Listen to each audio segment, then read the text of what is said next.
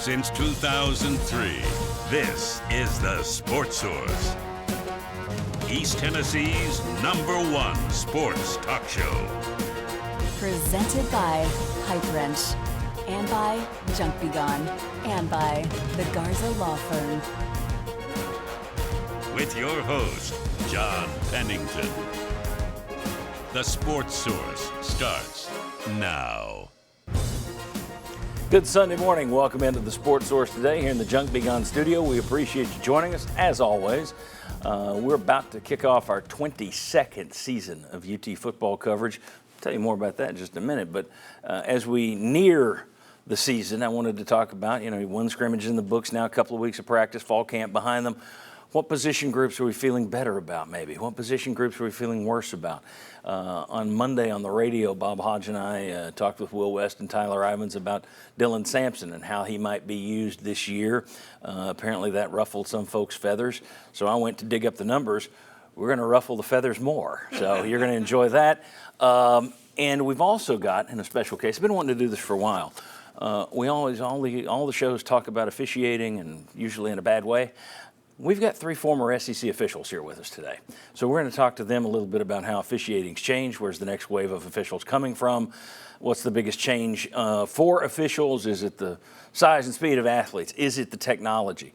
All that coming your way today. Let's get right into it. First segment of this show brought to you by the Garza Law Firm. When you find yourself in need of a lawyer, folks, it can honestly affect every aspect of your life, your job, your family, your relationships with friends, and if serious enough, even your freedom.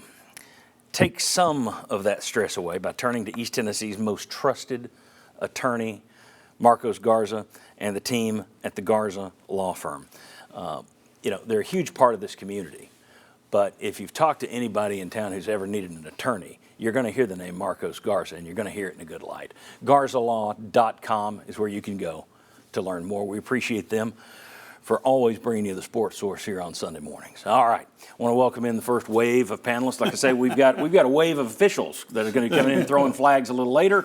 Jimmy Himes right here, Chuck Cavaleris right here, Will West, Bob Hodge. All right, let's start off by talking about where this Tennessee football team is, just kind of a quickie overview. What we're seeing, hearing, reading, wherever you're getting your info from.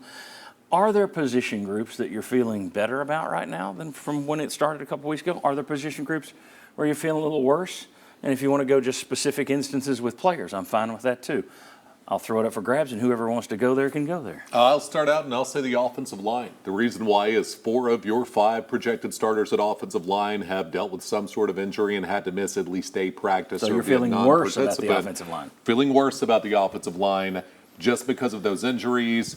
You did have Lance Hurd, who also had to be fitted with a knee brace, and then he was able to get back out there and practice. But you dealt with injuries on that offensive line group last year, and it didn't go well when that happened. Yeah. So if you all have had 4 of 5 that need to start, everybody but Cooper so far has dealt with some sort of an injury and had to miss time, that's a little concerning for me with their and depth. you still don't have a starting left guard, correct? I mean, what I've seen, and you wonder who's going to step forward and take that. So I had that on my list too. And you don't have depth either. Right.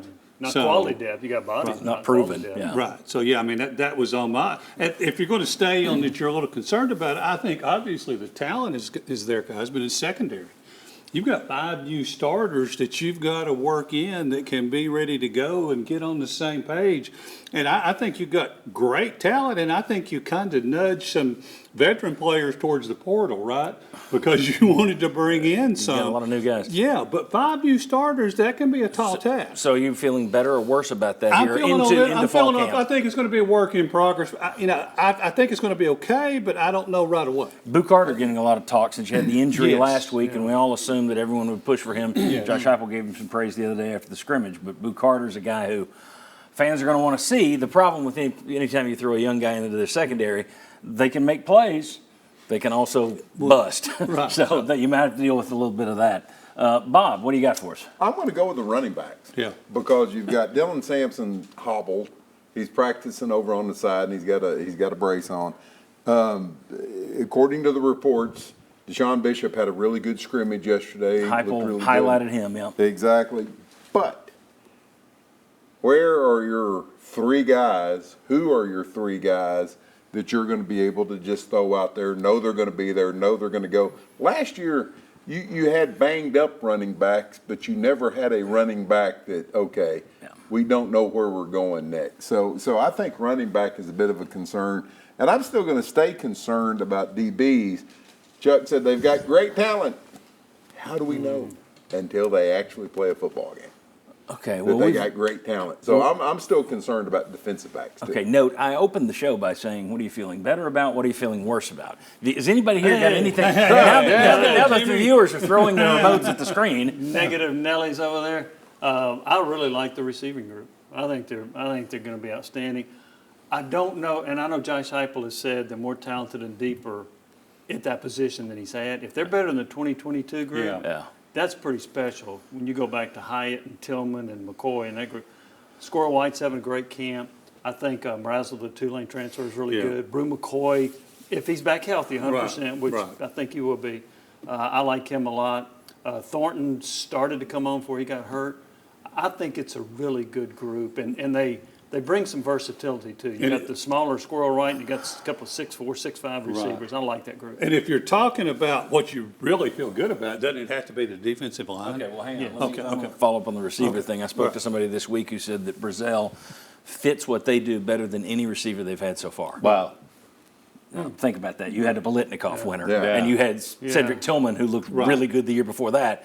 And they said that Brazel was better in terms of a fit for what they do than anyone else. And plus, that's somebody who's been over there. He showed some of that at Tulane, right? I mean, it's not like he's brand new.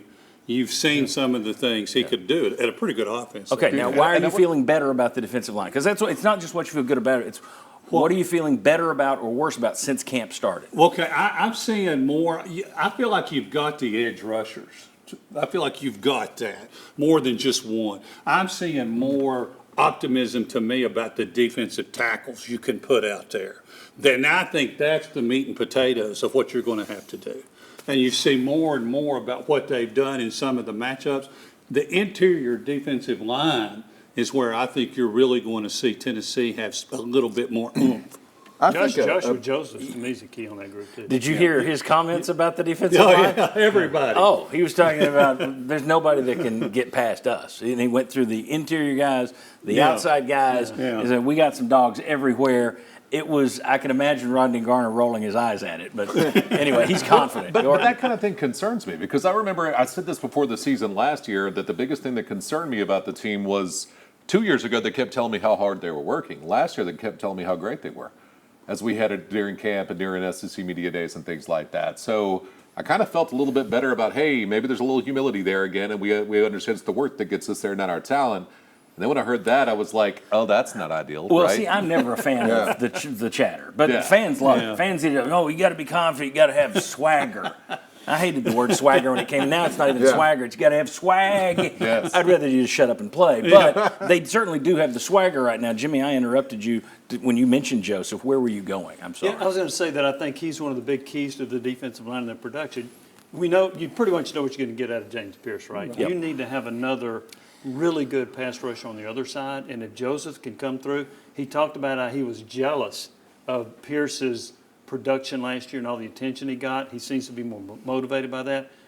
I also wonder if they need to move him from being behind Pierce to the other side. Right, exactly. Yeah. Because So- that's my thing. If Pierce is so dominant that everybody in the country is now focused on him, you better have somebody on the other side for when they start doubling up on James Pierce. Yeah, and I think Joseph has the most ability to fill that role as another edge rusher. All right. Last thing. Very quickly. Overall team speed makes me feel better of what you read, what you hear. Bob Hodge with the positive. Well, we've watched Tennessee for all those years where they just didn't look as athletic as the really good teams on their schedule. Yeah. They just, and then last year they played Virginia. Remember me and you talking during the game, well, man, they look faster. Well, some of that was Virginia.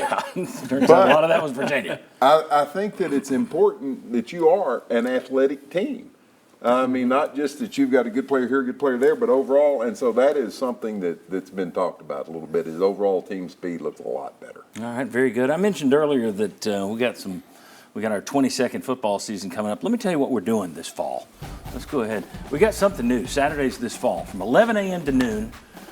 we're going to be leading into ABC College football with the Sports Source Saturday Kickoff. That's an hour-long, fun, fast-paced. It's a Vols preview show. And when I say it's a Vols preview show, look, I know there are people out there going, well, SEC Nation. Hey, man, if you want to watch Tim Tebow break down Arkansas versus Missouri, have at it. We're talking Tennessee on our show.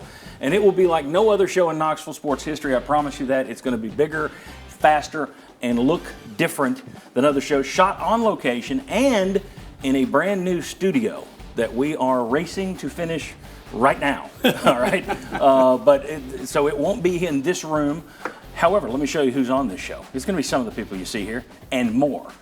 Each week, myself, VFL Kevin Simon, VFL Ollie Lane will be co-hosting the thing. Jimmy Himes will be a part. Paige Dower, Bob Hodge, Dave Hooker, Vince Ferrara, Ryan Callahan, Chuck Cavaleris, Tyler Ivins, Josh Ward, Will West, Reese Van Haften, and VFL Mike Stoll. Wow. 15 people will be giving you a score prediction for the Vols game leading right into the noon ABC, which is normally going to be an SEC game.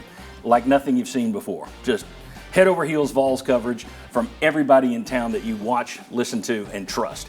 And then on Sundays, like I say, season 22, top post-game show in town is back 90 minutes every Sunday morning with myself, Chuck Cavaleris, Bob Hodge, Jimmy Himes, Josh Ward, and our round of usual VFL suspects, Sterling Hinton, Daniel Hood, Will Overstreet, Mike Stoll, and Marlon Wall. So nothing changes on Sundays. Everything's changing on Saturdays. We appreciate you for going ahead and penciling that in, and we'll see you starting August 31st on that Saturday. Now, when we come back today, we're going to tell you what some national writers had to say about the Volunteers and their schedule. Around here, we're all looking at it saying, oh, it's kind of an easy schedule. Could get you in the playoff. Could that easy schedule backfire? Let's discuss that. Come on back on the Sports Source.